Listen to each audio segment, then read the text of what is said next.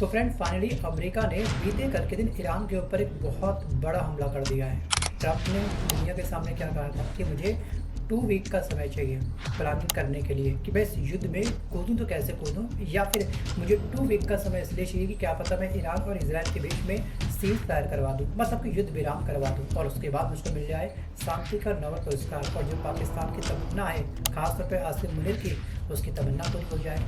मतलब कि सिनारियों को, ये युद्ध को संभालने के लिए या फिर युद्ध को और भड़काने के लिए हम कह सकते हैं कि अमेरिका ने, ट्रंप ने 2 हफ्ते का समय मांगा था, लेकिन अचानक से बीते कल के दिन इनका मन पलट गया। जैसे कि इनका मूड ना काफ़ी स्विंग होता है। देखिएगा रेसिप्रोकल टैरिफ में हर डे हर घंटे ये अजीबोगरीब धमाके कर रहे थे अपनी बयानबाजी के माध्यम से। तो ट्रंप के दिमाग में क्या चलता है उन्हें खुद नहीं पता है शायद। अजीबोगरीब बयान के हर बार आते रहते हैं। जैसे जो बाइडन को लेके भी उन्होंने बयान दिया था कि वर्तमान में भैया जो बाइडन का जो रोबोट है, जो डमी है, वो काम कर रहा है, उनका जो बॉडी डबल है वो काम कर रही है इस समय मार्केट के अंदर। उनको तो मरे हुए काफ़ी टाइम हो गया, 2020 में उनकी डेथ हो चुकी थी। ये इनका बयान था। मतलब कि अब फाइनली हम बात करते हैं, मेन मुद्दे पे आते हैं कि ट्रंप ने जो ये हमला किया है बीते कल के दिन, क्या ये सच में एक तीसरे वर्ल्ड वॉर की शुरुआत है? क्योंकि अमेरिका ने ईरान के 3 परमाणु ठिकानों पर अपनी मिसाइलें बरसाई हैं और बीते कल के दिन इस हमले के बाद में ये जो ईरान और इसराइल का जो वॉर था अब ले चुका है एक बहुत बड़ा इंटरनेशनल मोड। सो गाइस, क्या सच में बस केवल एक सर्जिकल स्ट्राइक है, एक बहुत बड़ी वार्निंग है ईरान को, मतलब समझाने के लिए भैया समझ जाओ, ये तो अभी ट्रेलर था, पिक्चर तो भी बाकी है बहुत बड़ी 3 घंटे की, सोचिए। और बीते कल के दिन जो इसने हमला किया है उसके बाद में हम कह सकते हैं कि जो ईरान की जो बैकबोन है, जो रीढ़ की हड्डी है, इसने उसको क्या करा, इस हमले के बाद में पाउडर में तब्दील कर दिया है। मतलब कि बीते कल के दिन अमेरिका के द्वारा ईरान का एक बहुत बहुत बहुत बड़ा नुकसान हुआ है। वैसे इसराइल और ईरान की जो तनातनी है कोई नई बात नहीं है, दोनों के बीच में सीज फायर ये शीत युद्ध है, एक लंबे समय से चल रहा है। जैसे इंडिया और पाकिस्तान के बीच में शीत युद्ध हमेशा तैयार रहता है हमारे रिश्ते कभी मीठे हुए नहीं आज तक। स्टार्टिंग से जब से ये पाकिस्तान बना है तब से अब तक कुछ ना कुछ तो हम दोनों के बीच में लगे रहता है। हर बार पाकिस्तान आ रहा है हमसे, लेकिन फिर भी कुत्ते की दूध सीधी नहीं होती है। वो करेगा और ये हमला, पहलगाम अटैक, पुलवामा अटैक, हर बार हम करेंगे इसके ऊपर स्ट्राइक, लेकिन बात नहीं आएगा। शायद अब पाकिस्तान को बलूचिस्तान में कन्वर्ट करने का टाइम आ चुका है। जैसे हमने ये पूरी पाकिस्तान को बांग्लादेश बना दिया, वैसे ही पाकिस्तान को हम लोग बलूचिस्तान बना सकते हैं। लेकिन यहाँ पर अगर हम देखें दोस्तों, 16 अप्रैल को यहाँ पर इसराइल ने, आपको याद होगा कि दमश्क में एक ईरानी जनरल को मार दिया था। जवाब में क्या हुआ था? ईरान ने 300 से ज़्यादा ड्रोन और मिसाइलें इसराइल के ऊपर दाग दी थी। उसके बाद से लगातार दोनों के एक दूसरे के ऊपर बॉम्बार्डिंग चल रही है और अब तक की सबसे बड़ी एयर स्ट्राइक जो 97% इंटरसेप्ट भी कर ली गई थी, अब तक की सबसे बड़ी एयर स्ट्राइक वो थी। वैसे तो इसराइल का जो आयरन डोम है वो लगातार अब तक काम कर रहा था, लेकिन जैसे ही ईरान ने अपनी मिसाइलों की जो रेंज है उसको बढ़ा दी, उसकी क्वालिटी को बढ़ा दिया अचानक से, ठीक है, हायर मिसाइल का प्रयोग किया इस युद्ध के अंदर, वो आयरन डोम भी क्या हो गया, एक फॉर्मेलिटी बन गया। लगातार इसराइल के आयरन डोम की जो रेंज है उसको और भी अधिक स्ट्रॉन्ग किया इसने, बट ईरान की मिसाइल के आगे आयरन डोम भी बस उससे बम निकल गया। जैसे पाकिस्तान की PL-15 मिसाइल या फिर कहते हैं चीन की बनाई गई PL-15 मिसाइल साबुत की साबुत हमारे ऊपर गिरी और हमारा कुछ नहीं बिगाड़ पाई। और उस मलबे को लेकर के फ्रांस है अदर कंट्री हमको काफ़ी अच्छा ऑफर दे दिया है, भाई हमको मलबा दे दो, एक काम को रिसर्च करने की इसने आखिरकार इस PL-15 मिसाइल में क्या भरा था। भाई दिवाली का बात भर जाते बम का या कुछ और था, तुमको रिसर्च करने हैं, अब हम मलबा देंगे या फिर नहीं देंगे चलेगा पता आने वाले समय में। बट दोस्तों यहाँ पर 320 से ज़्यादा UAV ड्रोन और 80 से ज़्यादा बैलिस्टिक मिसाइल और 20 से ज़्यादा क्रूज मिसाइल का प्रयोग ईरान कर चुका है। और अगर हम देखेंगे कि अमेरिका की एंट्री के बाद में अब क्या होगा, भाई सबसे बड़ा जो ट्विस्ट है ना वो ये है कि बीते कल के दिन अमेरिका ने यहाँ पर ईरान के 3 न्यूक्लियर साइट्स पर स्ट्राइक करी है। यहाँ पर एग्जैक्ट इस लोकेशन में इसने बमबारी करी है। पहला आपका स्थान है फोर्डो न्यूक्लियर फैसिलिटी, जो पहाड़ के नीचे बना रखा है। कुछ जगह बोला गया 200 मीटर नीचे है ज़मीन से, ये कुछ कहते हैं 500 मीटर नीचे है। मतलब कि ये इतना सिक्योर है कि इसके ऊपर कोई भी बमबार्डिंग नहीं हो सकती है। भाई मिसाइल कितना करेगी, ऊपर से अपनी मिसाइल गिरी, भड़ाक जमीन पड़ी तो कितनी नीचे तक कंपन करेगी, कितना नुकसान पहुँचाएगी, ज़्यादा खास नहीं।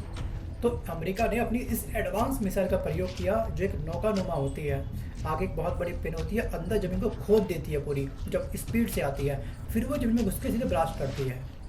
तो वहाँ था आपका फोर्डो न्यूक्लियर फैसिलिटी, ये प्लांट था ईरान का, इसको इसने क्या करा है, तबाह कर दिया है।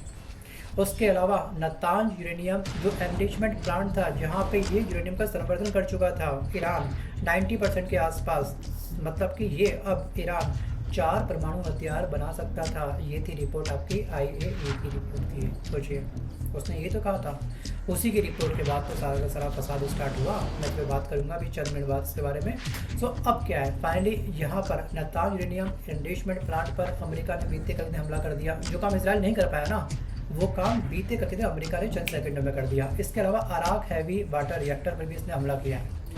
और इस स्ट्राइक को लेकर के अमेरिका ने क्या क्या इस्तेमाल किया, तो अमेरिका ने इस्तेमाल किया है इसमें 12 F-22 रैप्टर्स और जो टारगेट मिसाइल होती है आपकी AGM-158 और JASSM जिसकी रेंज है 370 किलोमीटर, जो प्रिसीजन अटैक करती है, इसने इसका प्रयोग किया है। मतलब कि कुल 9 मिसाइलों की से द्वारा हिट किया गया इन तमाम साइट्स को। अब प्रिसीजन अटैक क्या होता है, शायद आपको पता होगा। प्रिसीजन अटैक वो अटैक होता है बिल्कुल सटीक अटैक, मतलब कि ये सर्जिकल स्ट्राइक का भी कह सकते हैं, बिल्कुल फादर है। जैसे कि मंजिल है 50 मंजिला कोई इमारत है और मेरा जो एनिमी है, दुश्मन है, वो छुपा हुआ है 20वीं मंजिल पर, और मुझको मालूम है कि बस अगर मैं पूरी बिल्डिंग उड़ा दूंगा तो नुकसान सबका हो जाएगा, बहुत बड़ी संख्या में लोग मारे जाएंगे। भाई दुश्मन तो मेरा एक दो ही है जो उस बिल्डिंग के अंदर बैठे हुए हैं, तो मैं डेडिकेटेड फ्लैट नंबर टाइप करके, फ्लोर टाइप करके डेडिकेटेड वहीं पर हमला करवा सकता हूँ इस मिसाइल के द्वारा। ये है इसकी खास बात JASSM की। बस रेंज 370 किलोमीटर है, लोकेशंस मुझे टाइप करनी है, बस इसको इंस्ट्रक्शन दे दिया, तुरंत वहीं जाकर ये क्या करेगा, धराशायी कर देगा इसको। और फाइनली बीते कल दिन अमेरिका ने 9 मिसाइलें दागी हैं इसके ऊपर, जिसकी 3 साइट्स पर। मैं अगेन रिपीट कर रहा हूँ, फोर्डो, नातांज और अराक, ये 3 है इसकी मेन पावर ईरान की, जिसको इसने क्या करा, बीते कल के दिन रात में तब्दील कर दिया है। मतलब हिम्मत कल बीते कल के दिन ईरान की बहुत बुरी तरीके से टूटी है। इसराइल अब तक जो एक्शन ले रहा था उससे कोई ज़्यादा खास फर्क ईरान को नहीं पड़ रहा था। अब एक बात तो ये कि शायद ये सर्जिकल स्ट्राइक हो, भाई हो सकता है क्या पता ईरान को पता लगा भैया हमसे ना हो पाएगा अमेरिका को संभालना। बहुत बड़ी ताकत है अमेरिका भी, सोचिए सबसे बड़े हथियारों की सप्लाई कौन करता है वर्ल्ड के अंदर, अमेरिका करता है। अच्छा, सबसे ज़्यादा हथियार खरीदता कौन है वर्ल्ड के अंदर, कारोबारी देश तो आपका अमेरिका हो गया, लेकिन परचेजर कंट्री कौन सी है दोस्तों, वो है आपका यूक्रेन। उन तमाम स्क्रीनशॉट को मैं यहाँ पे अटैच कर दूंगा। टॉप 5 कंट्री कौन सी है उसको आप अच्छे से देख लीजिएगा और याद कर लीजिएगा। हो सके तो आपको पता होना चाहिए आखिर क्या चल रहा है वर्ल्ड के अंदर। अब इस युद्ध के बाद ना हमारे इंडिया के ऊपर भी नेगेटिव इम्पैक्ट आएगा, क्योंकि अगर गलती से भी इसराइल ने यहाँ पर जो चाबहार बंदरगाह है, जो चाबहार पोर्ट है हमारा, जिसके साथ हमारा व्यापार बहुत तगड़ा होता है, मतलब कि अगर चाबहार पोर्ट पे हमारा 550 मिलियन का इन्वेस्टमेंट फंसा पड़ा है, हमारा वो पैसा डूब सकता है और हमारे व्यापार में बहुत बड़ी रुकावट आ सकती है। और अब हमारा जो इंडिया को किसका साथ देगा, एक्चुअली हमको इसराइल की भी आवश्यकता है, हम उससे हथियारों को खरीदते हैं, हमको आवश्यकता है ईरान की भी, हम उससे कच्चा तेल बाय करते हैं एक बहुत बड़ी मात्रा में। अगर युद्ध लंबा छिड़ गया तो क्या होगा कि इंडिया के अंदर जो स्टोरेज है वो केवल है शायद मान के चलिएगा 60 दिन का स्टोरेज पेट्रोल का, कच्चे तेल का हमारे पास में है स्टोरेज इतना।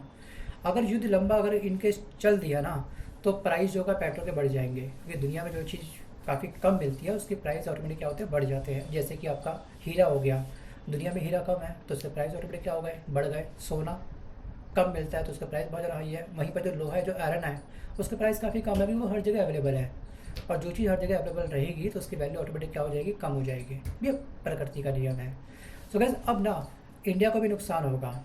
इंडिया अब दोनों में से किसी एक का साथ नहीं दे सकता है कहीं ना कहीं, लेकिन एक बात है कि रूस और चीन इस समय ईरान के साथ में खड़े हुए हैं कि भैया एक काम करो, तुम आगे बढ़ो, हम तुम्हारे साथ हैं, टेंशन मत लो।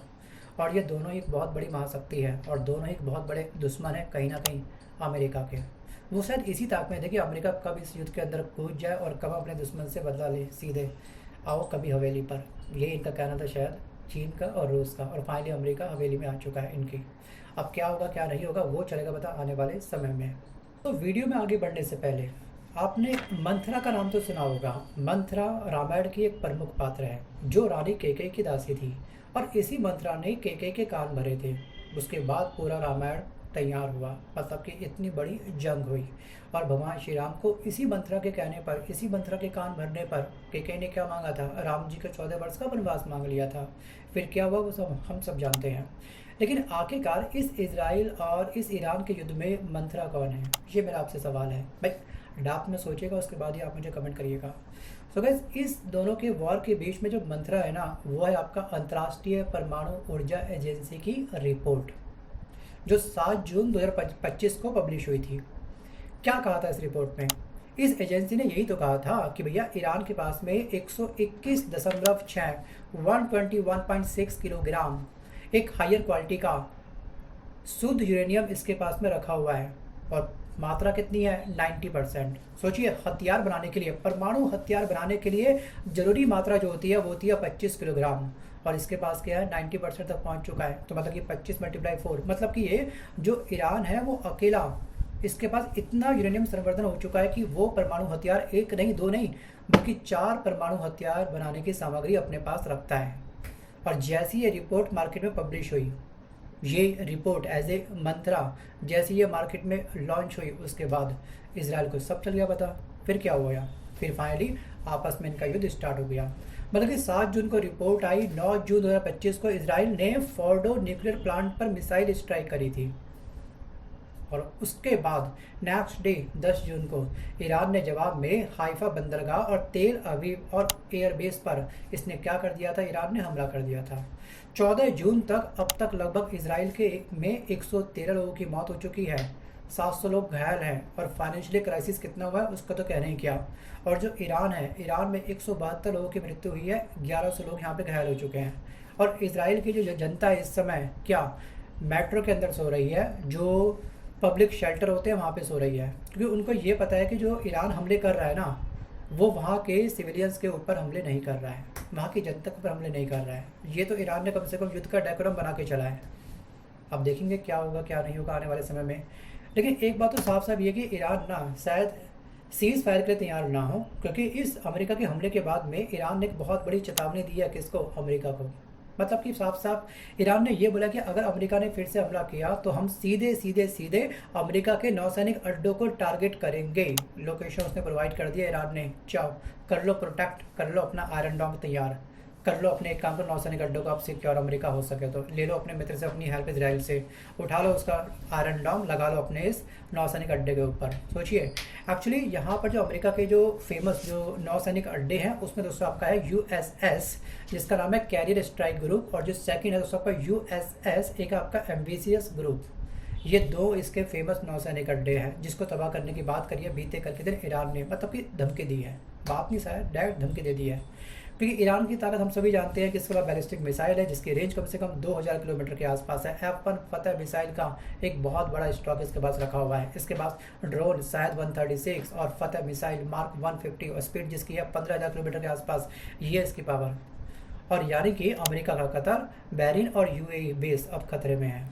वैसे ईरान के साथ में भी अन्य देश खड़े हुए हैं, उसका स्क्रीनशॉट आप पढ़ लीजिएगा, और इजराइल के साथ कौन से देश हैं उनका आप नाम देख लीजिएगा।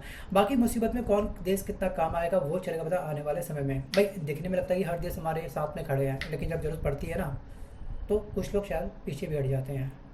और यहाँ पे ना अब World War III कहीं ना कहीं होने के आसार बहुत तगड़े बन चुके हैं। यानी कि क्या ये लोकलाइज्ड कॉन्फ्लिक्ट है या फिर ग्लोबल जंग, वो चलेगा तब आने वाले समय में। बट रूस ने साफ साफ ये बोल दिया कि हम अमेरिका की जो एग्रेसिव पॉलिसी है उसके खिलाफ है साफ साफ। और जो चीन ने साफ साफ ये बोल दिया है कि शांति की अपील करी है चीन ने कि आप दोनों देशों के बीच में सीज़ फायर करवाओ, ऐसा मत करो कि आप खुद ही इस युद्ध में कूद जा रहे हो और जरा भड़का जा रहे हो। एक तो आपने बोला कि ईरान सरेंडर कर दो, तब वो भड़क गया उसके बाद, और ऊपर से आपने जो आपका इजराइल था, इजराइल ने साथ साथ ईरान के जो टॉप लीडर था खोमनई, उसको धमकी दे दी थी जान से मारने की। सोचिए क्या चल रहा है भाई, आप युद्ध को और अधिक भड़का रहे हो। वैसे UN सिक्योरिटी काउंसिल ने बीते कल के दिन इस हमले के बाद में मीटिंग बैठाई है, बट मीटिंग में क्या निकला कंक्लूजन अभी वो चीज़ बाहर सामने नहीं आ पाई। सो फ्रेंड आज के इस वीडियो में बस कर इतना ही, और मिलता हूँ जल्द तक नए वीडियो के साथ, तब तक के लिए धन्यवाद। बट अगेन मेरा आपसे एक सवाल ये है कि क्या आने वाले समय में दोनों देशों के बीच में सीज़ फायर हो जाएगा? क्या सच में एक बहुत बड़ा थर्ड वर्ल्ड वॉर जन्म लेने वाला है? अगर जन्म लिया तो इंडिया किसका साथ देगा? या फिर हमारा तो भैया सिंपल सा मानना यही है कि भैया हमें युद्ध में नहीं कूदना है, हमें इजराइल भी चाहिए, हमको ईरान भी चाहिए, हमको अमेरिका भी चाहिए। या हम इसी मोड में आने वाले समय में चलने वाले हैं। आपको क्या लगता है? डीप डाइव करिएगा इस टॉपिक पर, उसके बाद ही आप मुझे कमेंट करिएगा। धन्यवाद।